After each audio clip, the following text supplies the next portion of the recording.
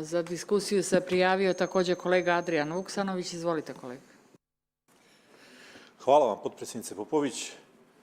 Vi znate, kad se govorilo o formiranju ženskog kluba, da je iza zatvorenih vrata bilo i razgovora, pa i razmišljanja koja su upućivala na opravdanost postojanja ženskog kluba i vidimo i iz ovog primjera da je to potpuno opravdano, ali i bez današnje rasprave koja prolazi u jednom konstruktivnom i pohvalnom tonu, ono što je ženski klub pokazao, a krajnje pohvalno, to je da postoje teme oko kojih se možemo dogovoriti.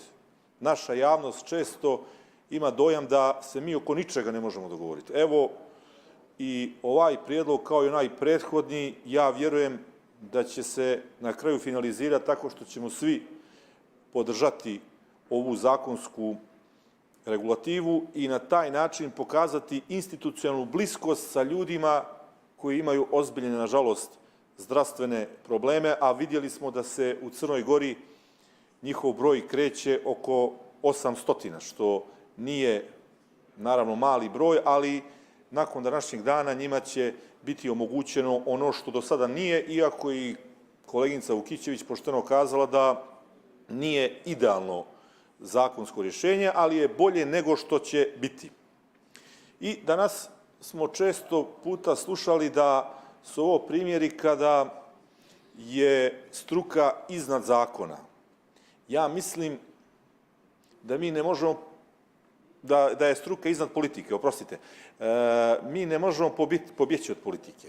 Važno je što je kazao kolega prije mene, kolega koji je izlagao, koji je kazao da nismo danas politikanti. I to je ono što je važno. A važno je zapravo da politika bude u službi struke i ovo su ti primjeri kada i ogledno se možemo uvjeriti u sve to i naš klub DUE i HGI-a će sa zadovoljstvom dići ruku za ovu zakonsku ponudu. Hvala vam.